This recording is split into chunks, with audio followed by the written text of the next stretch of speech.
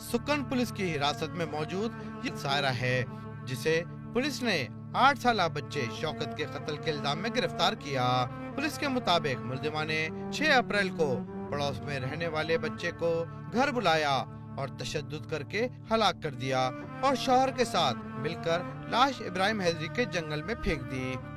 نشان نہیں پایا گیا کہ گلا گھونٹنے سے اس کا جو ہے وہ قتل کیا۔ اور لاش کہاں سے ملی؟ لاش ملی ہے ابراہیم حیدری تھانے کے۔ انہوں نے کیسے پھینکی، کیا کہتے ہیں انہوں نے انویسٹیگیشن؟ یہ بقول کہ بھائی ہم لوگ وہاں سے اس کو بچے کو ہم نے جیسے مر گیا تھا تو ہم نے اس کو اپنے بیٹی کے کپڑے پہنا کے اس کا حلیہ چینج کر کے موٹر سائیکل پہ بٹھا کے ہم نے جا کے اس کو اس جگہ پہ۔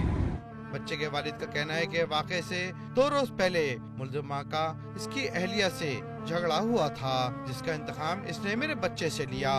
امی نے بولا روٹی کھانا، بولتا نہیں میں ابھی جا رہا ہوں۔ گیا تو اسی عورت کے گھر گیا، اسی ٹائم اس نے گلا گھونٹ دیا میرے بچے کا۔ کیوں اس نے گلا گھونٹا؟ سر یہ ایک دن پہلے تھوڑا بچوں پہ تو ہوئے، یہ لڑائی فساد ہوا تھا۔ میری بیوی نے اس کو 2 تھپڑیں ماری تھی، اس کو بولا میرے کو تھپڑیں ماری ہیں، تیرے کو ایسا سبق سکھاؤں گی زندگی تو روتی رہے گی۔